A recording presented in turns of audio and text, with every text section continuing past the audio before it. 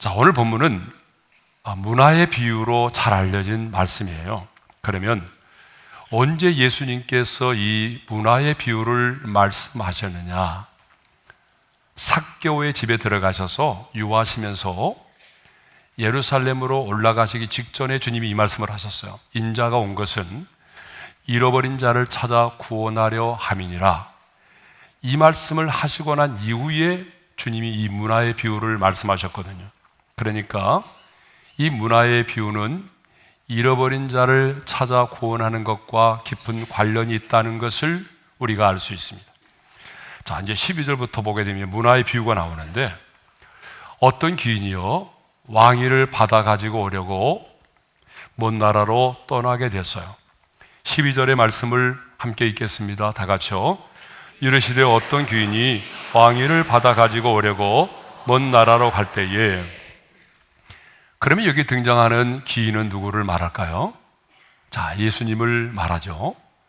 그리고 왕위를 받아 가지고 오려고 먼 나라로 떠났다라고 하는 것은 우리 예수님께서 십자가에 죽으시고 그리고 부활 승천하심으로 하늘에 계신 아버지께로 갔다는 것을 말해요. 그리고 돌아온다라고 하는 것은 우리 예수님이 재림하셔서 왕으로서 심판하실 것을 의미합니다. 그런데 이 귀인이 떠나기 전에 10명의 종을 불렀어요. 그리고 10명의 종들에게 각각 한 문화씩을 주면서 내가 돌아올 때까지 장사를 하라고 말씀을 하셨거든요. 그러면 여기 한 문화는 어느 정도의 돈이 될까요? 여러분, 1데나리온은요 노동자의 하루의 품삯이에요. 그런데 1문화는 100데나리온입니다. 그러니까 노동자가 100일 동안 일을 해서 모을 수 있는 돈이 바로 한 문화죠. 어떻게 보게 되면 적은 돈일 수도 있고 또 큰 돈일 수도 있어요. 한 문화를 주고 떠나면서 내가 돌아올 때까지 장사를 하라고 말씀했어요. 그런데 이제 15절에 보게 되면 귀인이 왕위를 받아가지고 돌아왔어요. 그러자 이제 16절에 보게 되면 첫 번째 종이 와서 주인에게 이렇게 말을 하게 됩니다. 16절입니다. 다 같이요. 그 첫째가 나와 이르되 주인이요 당신의 한 문화로 10문화를 남겼나이다. 그러자 주인이 17절에서 이렇게 칭찬을 하게 돼요. 다 같이요. 잘하였다 착한 종이요 내가 지극히 적은 것에 충성하였으니 10고을 권세를 차지하라. 자, 이어서 두 번째 종이 주인에게 와서 이렇게 말합니다. 18절이에요. 다 같이요. 그 둘째가 와서 이르되 주인이여 당신의 한 문화로 5문화를 만들었나이다. 그런데 19절을 보게 되면 주인은 한 문화로 5문화를 남긴 사람에게도 너도 5고을을 차지하라고 말합니다. 그런데 또 한 사람이 나와서 이렇게 말을 하게 되죠. 20절입니다. 다 같이요. 또 한 사람이 와서 이르되 주인이여 보소서 당신의 한 문화가 여기 있나이다. 내가 수건으로 쌓아두었나이다. 자, 이 한 사람은요 주인이 장사하여 이윤을 남기라고 하는 그 명령에 순종하지 않고 주인이 준 그 한 문화를 수건에 쌓아두었었다가 가져왔다는 거예요. 문화를 수건에 쌓아두었다. 이것은 그 당시에 사람들이 돈을 보관하는 방법 중에 하나였어요. 그러면 모두가 다 동일하게 한 문화를 받았는데 이 한 사람의 종은 왜 장사를 하라고 하는 주인의 말에 순종하지 않고 그 한 문화를 수건으로 쌓아두었을까요? 두 가지 이유 때문에 그래요. 그 첫 번째 이유가 뭐냐 그러면 주인에 대하여 잘못된 생각을 하고 있었다는 거예요. 이 종은요 주인에게 자신이 왜 준 그 한 문화로 장사하여 이윤을 남기지 않고 그 한 문화를 수건에 쌓아두었다가 가져왔는지를 그 이유를 이렇게 말하고 있어요. 자, 21절이죠. 자, 21절.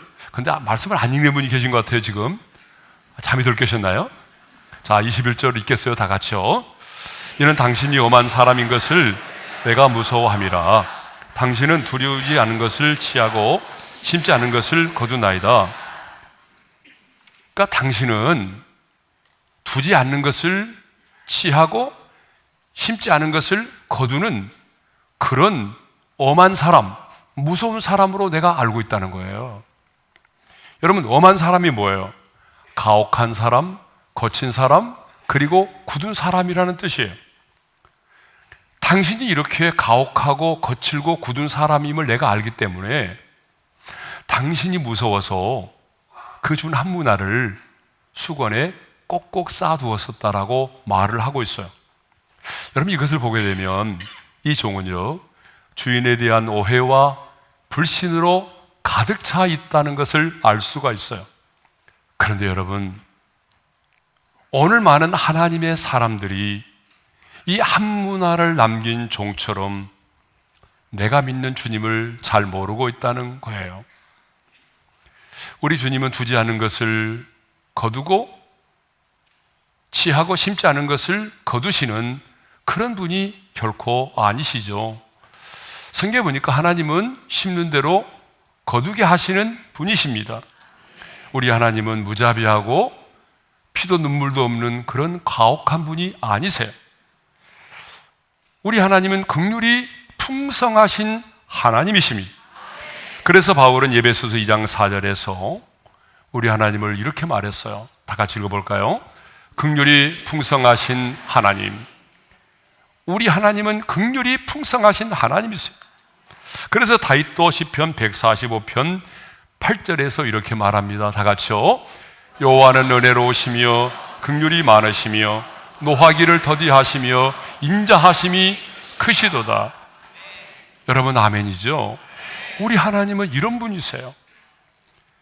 그러니까 여러분, 왜 오늘 우리가 순종하지 못합니까? 왜 오늘 우리가 충성하지 못합니까? 물론 우리 안에 타락한 죄성이 남아있기 때문이기도 하지만 그것만은 아니에요. 왜 오늘 우리가 말씀을 듣고도 도전하지 못합니까? 믿음의 경륜이 짧아서요? 아니에요. 여러분이 당한 문제가 너무 크고 어려워서요? 아니에요. 내가 믿는 주님을 온전히 알지 못하고 또 온전히 알지 못하기 때문에 주님을 신뢰하지 못하고 그 주님을 신뢰하지 못하기 때문에 내가 충성을 못하는 거죠. 여러분, 사람과 사람과의 관계도 그런 거 아니에요? 내가 이 사람을 온전히 믿지 못하면 그 사람의 말을 듣고 따라갈 수 없잖아요. 그 사람의 말을 듣고 돈을 보낼 수는 없잖아요. 그렇죠? 사람과 사람과의 관계도 그래요. 하나님과 우리와의 관계도 마찬가지입니다. 내가 얼마나 신앙생활 오래 했느냐가 중요한 게 아니라 내가 그 주님을 얼마나 인격적으로 깊이 알고 있느냐, 내가 얼마나 그 주님을 신뢰하고 있느냐. 내가 주님을 온전히 알고 신뢰했을 때에 우리는 내 인생을 맡기고 충성할 수가 있는 것이죠. 예. 그러니까 오늘 본문에 나오는 악한 종은 주인에 대한 잘못된 생각을 가지고 있었다는 거죠. 자, 두 번째 이유가 뭐냐면 주인이 다시 돌아올 것이라고 하는 확신이 없었다는 거예요. 분명히 주인은 뭐라고 말했냐면 한 문화를 주면서 내가 돌아올 때까지 장사하라고 말했어요. 근데 시간과 시기는 말해주지 않았어요.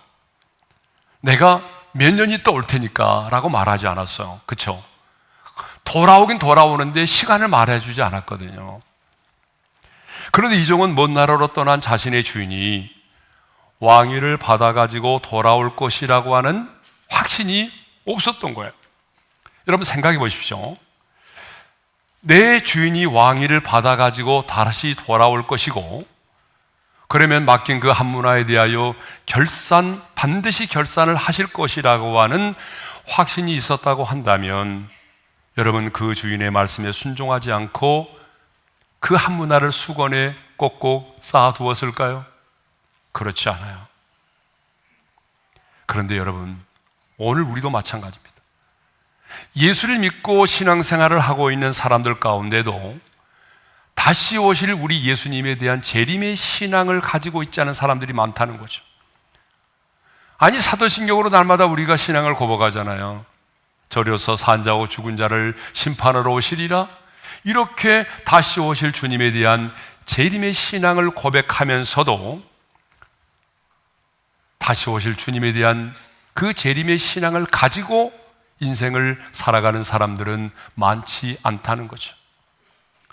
그런데 정말 예수님이 심판의 왕으로 재림하시고 그날에 우리의 인생에 대하여 결산을 하신다는 사실을 믿는다면 지금 여러분이 그렇게 살아갈 수가 있겠어요? 재림의 신앙을 가진 자는 종말론적인 신앙을 가지고 살아갈 수밖에 없습니다. 여러분, 종말론적인 신앙이라고 하는 것은 어떤 건지 알아요? 그래, 주님이 언제 몇 년 또 오신다. 그래, 우리 그때까지 아무 일도 하지 말고 기다리자. 이런 게 아니에요. 종말론적인 신앙이라고 하는 것은 내가 지금 말하고 행동하고 뭔가를 결정하는 모든 일에 있어서 그날에 주님이 어떻게 판단하고 평가하실 것인가를 생각하며 사는 거예요. 지금 내가 어떤 결정을 내리려고 하는데 이 결정에 대해서 내가 주님을 만나는 그날에 주님이 어떻게 평가할 것인가, 이것을 생각하면서 어떤 것을 결정하고 말하고 행동하며 살아가는 것, 이것이 바로 뭐예요? 종말론적인 신앙생활입니다. 왜 이 한 사람의 종은 받은 한 문화를 수건에 쌓아두었습니까? 주인에 대한 잘못된 생각을 가지고 있었기 때문입니다. 주인이 왕권을 가지고 다시 돌아올 것이라고 하는 그 확신이 없었기 때문입니다. 그런데요, 떠났던 주인이 돌아왔어요. 왜 떠났던 주인이 돌아온지 아세요? 돌아온 이유는 분명합니다. 그것은 결산을 하기 위해서입니다. 여기서 결산은 곧 심판을 의미하죠. 그런데 여러분, 돌아온 주인은요, 결산을 하는데 오늘 본문에 보니까 두 가지를 결산합니다. 아마 두 번째는 별로 안 들어보셨을 거예요. 첫 번째 건 잘 아는데, 자, 주인이 돌아와서 결산을 하는데 그 첫 번째 결산이 뭐냐면 맡긴 것들에 대하여 결산을 하신다는 거예요. 15절을 보게 되면 주인이 돌아와서 종들을 부릅니다. 이것을 보게 되면 맡기면 뭐가 있다는 거예요? 반드시 결산이 있다는 거예요. 달란트의 비유에서도 보게 되면 주인이 돌아와서 그 맡긴 것들에 대하여 결산을 하시죠. 자, 마태복음 25장 19절의 말씀을 읽겠습니다. 다 같이요. 오랜 후에 그 종들의 주인이 돌아와 그들과 결산할세. 그렇습니다. 하나님은 청직인 우리들에게 맡긴 것들에 대하여 반드시 결산을 하십니다. 주님은 당신의 자녀된 우리들에게 무엇을 맡겼어요? 시간을 주셨어요. 우리에게 물질을 맡겼어요. 각 사람에게 달란트를 주셨어요. 어떤 사람에게도 지혜를 주셨어요. 그것만이 아니라 여러분의 가정의 자녀들까지도 우리에게 맡기셨어요. 그러므로 주인은 돌아와서 반드시 맡긴 것들에 대해서 결산을 하신다는 거예요. 내가 너에게 준 시간을 너는 어떻게 관리하고 사용했니? 내가 너에게 준 물질을 너는 어디에 사용하며 어떻게 활용했니? 내가 너를 높여준 그 지위, 세상의 지위를 가지고 내 자신만을 위해서 살았니? 그 지위를 어떻게 활용했니? 내가 너에게 준 그 달란트를 가지고 돈만 버는 데 사용했니? 주님은요, 하나님이 우리 각 사람에게 주신 것들에 대해서 어떻게 그것을 관리하고 활용했는지를 반드시 물으신다는 거예요. 내가 너희 가정에 맡긴 자녀들을 어떻게 훈련하고 양육했는지, 지금 너희 자녀들은 어디에서 무엇을 하고 있는지 하나님이 반드시 물으신다는 거예요. 자, 두 번째로 주인이 돌아와서 결산하는데, 첫 번째는 맡긴 것들에 대해서 결산하신다고 그랬잖아요. 두 번째는 뭐예요? 아마 이거는 처음 들어본 말이기도 할 거예요, 어떤 분들은. 두 번째로는 주님의 왕되심을 인정하지 않은 자를 심판하신다는 거예요. 왕으로서 돌아온 주인은요, 맡긴 것들만을 결산하지 않으시고 자신의 왕됨을 인정하지 않은 자들을 심판하셨어요. 실제로 당시 유대인들은요, 포악한 헤롯의 아들인 아킬라오가 자신들의 왕이 되는 것을 원하지 않았어요. 그래서 로마의 황제에게 사절단을 보내서 저 포악한 아킬라오가 우리의 왕이 되는 것을 우리는 원하지 않습니다 라고 그런 사절단을 보냈단 말입니다. 그 말씀이 14절이에요. 그러니까 14절은 역사적인 배경을 알아야 돼요. 14절의 말씀을 읽겠습니다. 다 같이요. 그런데 그 백성이 그를 미워하여 사자를 뒤로 보내 이르되 우리는 이 사람이 우리의 왕됨을 원하지 아니하나이다. 그런데 아켈라오가 자신들의 왕이 되는 것을 반대했던 것처럼 예수님께서 자신들의 왕이 되심을 원치 않은 자들이 있었다는 얘기죠. 그래서 27절에 보게 되면 드디어 그 돌아온 주인이 이렇게 말하죠. 27절의 말씀을 읽겠습니다. 다 같이요. 그리고 내가 왕됨을 원하지 아니하던 저 원수들을 이리로 끌어다가 내 앞에서 죽이라 하였느니라. 주님은 자신이 왕됨을 원하지 아니했던 자들을 뭐라고 부르냐 그러면 원수들이라고 불렀어요. 그래서 저 원수들을 이리로 끌어다가 내 앞에서 죽이라고 말했어요. 아니, 어떤 분들은 묵상하다가 주님 너무 하시는데 이럴 수가 있나? 그런데 여러분, 여기서 예수님의 왕되심을 인정하지 원하지 않은 자들이 누군지를 알면 이해가 돼요. 예수님의 왕되심을 원하지 않았던 자들이 누구냐 그러면 바로 예수 그리스도를 믿지 않는 자들입니다. 그러니까 오늘 저와 여러분에게 있어서 예수님은 뭐예요? 우리의 왕이시죠. 여러분, 예수님이 내 인생의 왕이심을 고백하는 사람은 아멘 해보세요. 예수님은 내 인생의 왕이세요. 그러나 믿지 않은 사람들은요, 하나님과의 원수된 관계에 있기 때문에 절대로 그들은 예수가 나의 왕이심을 고백하지 않아요. 여러분, 우리가 예수 믿기 전에 어떤 관계에 있었어요? 하나님과 원수된 관계에 있었잖아요. 그래서 로마서 5장 10절의 말씀이 있어요. 다 같이요. 우리가 원수되었을 때에 그의 아들의 죽으심으로 말미암아 하나님과 화목하게 되었은즉. 그러니까 여러분, 예수를 믿지 않은 사람은 아직 하나님과의 관계가 죄로 인해서 원수된 관계에 있다는 말이에요.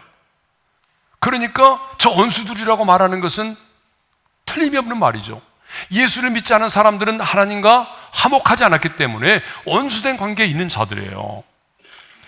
그러므로 우리가 예수를 믿음으로 죄사함을 받지 못하면 그 사람은 반드시 그 사람은 원수된 관계에 있게 되는 것이고, 하나님과 원수된 관계에 있는 자는 하나님의 심판을 피할 수가 없는 것입니다. 그러니까 우리 주님이 다시 와서 우리의 인생을 결산하는 그날에 하나님은 우리에게 맡긴 것들에 대하여만 결산하신 것이 아니라 예수님의 왕되심을 원치 않는 자들에 대해서도 하나님은 심판을 하신다는 사실입니다. 자, 그러면 이제 마지막으로 이 기인은 자기의 종들에게 각각 한 문화를 주고 떠나면서 뭐라고 말씀하셨다고요? 내가 돌아올 때까지 장사하라. 다시 한번 읽어볼까요? 시작. 내가 돌아올 때까지 장사하라. 자, 그렇다면 이 말의 의미는 뭘까? 열심히 그러면 저 남대문이나 동대문 아니면 종로에 가서 열심히 이 돈을 가지고 장사를 해서 돈을 남기라는 말인가? 여러분, 그런 말이 아니에요. 문맥적으로 보게 되면 제가 서두에 얘기했잖아요. 이 비유는 무엇과 관련되어 있다? 잃어버린 자를 찾아 구원하는 것과 관련이 있어요. 자, 이 문화의 비유를 예수님이 어디에서 말씀하시다고 그랬어요? 삭개오의 집에서 말씀하셨어요. 언제 말씀하셨어요? 인자가 온 것은 잃어버린 자를 찾아 구원하려 하심이라. 이 말씀을 하신 이후에 주님이 곧바로 하신 말씀이 문화의 비유예요. 그러니까 예수님의 관심은 뭐예요? 언제나 잃어버린 자에게 있다는 것이죠. 그러면 잃어버린 자가 누구냐? 하나님의 품을 떠난 자예요. 잃어버린 자가 누구냐? 하나님과 상관없이 내가 내 인생의 주인 되어서 인생을 살아가는 사람들이에요. 죄와 죽음의 문제를 해결받지 못해서 불타는 지옥을 향하여 달려가고 있는 그 사람들이에요. 이들이 바로 잃어버린 자예요. 하나님의 품을 떠나 있는 자들에게. 그러니까 여러분, 하나님이 주신 그 한 문화로 장사를 하라고 하는 말은 하나님의 나라와 복음을 위해서 충성된 삶을 사는 것을 말합니다. 잃어버린 영혼을 구원하는 일을 말합니다. 선교적인 삶을 사는 것을 말합니다. 그러므로 우리는 주님이 내게 맡기신 그 한 문화인 복음을 가지고 나아가서 열심히 장사를 해야 합니다. 여러분, 열심히 장사해서 어떤 한 영혼을 주께로 돌이킨다면 여러분, 그것보다 더 큰 이익이 어디 있겠습니까? 왜냐하면 천하보다 한 영혼이 귀한데 내가 전하는 복음을 듣고 그 영혼이 예수 믿고 주께로 돌아온다면 그것보다 더 축복된 삶이 어디 있어요? 근데 그 사람이 구원받으면 자기 혼자로 끝나는 게 아니잖아요. 또 다른 사람에게 복음을 전하잖아요. 그래서 하나님의 나라가 확장되는 거 아닙니까? 물론 어떤 사람은 한 문화로 10문화를 남기는 사람도 있고 또 한 문화로 5문화를 남기는 사람도 있어요. 그런데 어떤 사람은 정말 믿지 않은 가문에 들어가서 그 열심히 복음을 전하고 기도하고 충성하고 헌신했지만 그렇게 원하는 열매를 맺지 못할 수도 있어요. 그렇지만 주님은요, 그 사람을 악하고 게으른 종이라고 책망하지 않으실 거예요. 주님은 여전히 그래, 너는 충성된 하나님의 사람이라고 하나님은 인정을 하실 것입니다. 성도 여러분, 우리는 똑같이 한 문화의 복음을 받은 사람입니다. 그러므로 악한 종처럼 하나님이 내게 주신 한 문화를 수건에 쌓아두지 말아야 됩니다. 하나님이 여러분의 인생에 주어진 그 시간, 하나님이 여러분에게 맡기신 그 물질, 하나님이 여러분에게 높여주신 그 지위, 하나님이 여러분에게 주신 그 달란트, 여러분 자신의 영광만을 위하여, 야망을 위하여 사용하지 말고 왜 하나님이 나로 하여금 그 지위에 오르게 하셨을까? 왜 하나님이 나에게 이런 달란트를 주셨을까? 하나님이 나라고 하여금 왜 이런 은혜를, 물질을 주셨을까? 여러분, 하나님의 나라와 복음을 위하여 충성된 삶을 살도록 하기 위해서입니다. 하나님 나라의 복음을 수용되는 삶을 살도록 하기 위해서입니다. 남들이 보게 되면 참 가난 가운데 살아왔고 수없이 많은 고난 속에 인생을 살아왔는데 마지막 떠나는 그 순간에 자신이 살아온 인생을 후회하지 않고 떠나는 사람들이 있더라고요. 여러분, 그 사람이 누군지 아세요? 바로 복음을 위해 산 사람들입니다. 하나님의 나라와 그 복음을 위해 살았던 사람들입니다. 저는 분명하게 여러분들에게 말씀드릴 수 있습니다. 하나님의 나라와 복음을 위해 인생을 살아온 사람은 자신의 살아온 인생을 결코 후회하지 않습니다. 저도 우리 자녀들에게 늘 하는 얘기가 있습니다. 입버릇처럼 하는 얘기가 뭔지 알아요? 네가 어떤 사람이 되든지 무슨 일을 하든지 아빠가 원하는 것은 너희가 복음을 위해서 사는 삶을 살았으면 좋겠다. 왜? 복음을 위해 인생을 산 사람들은 물론 고난이 더 있을 수도 있어요. 그렇지만 복음을 위하여 인생을 산 사람은 자신의 살아온 인생을 결코 후회하지 않습니다. 여러분, 언젠가는 우리는 죽습니다. 이 자리에서 함께 예배드렸던 사람들 중에 먼저 우리보다 하나님 나라의 부르심을 받은 사람들이 많잖아요. 죽음은 절대로 피할 수 없어요. 언젠가는 우리는 이 땅을 떠나야 될 사람들입니다. 이 땅을 떠나야 될 그 마지막 순간에 여러분의 살아온 인생을 후회하지 않기 위해서라도 하나님이 여러분에게 주신 시간과 물질과 지위와 달란트를 하나님의 나라와 복음을 위해 사용하시기를 바랍니다. 후회함이 없이 주님이 언제 내 영혼을 부르실지라도 착하고 충성된 종이라 인정을 받으며 주님의 품에 안길 수 있는 우리 모두가 될 수 있기를 바랍니다.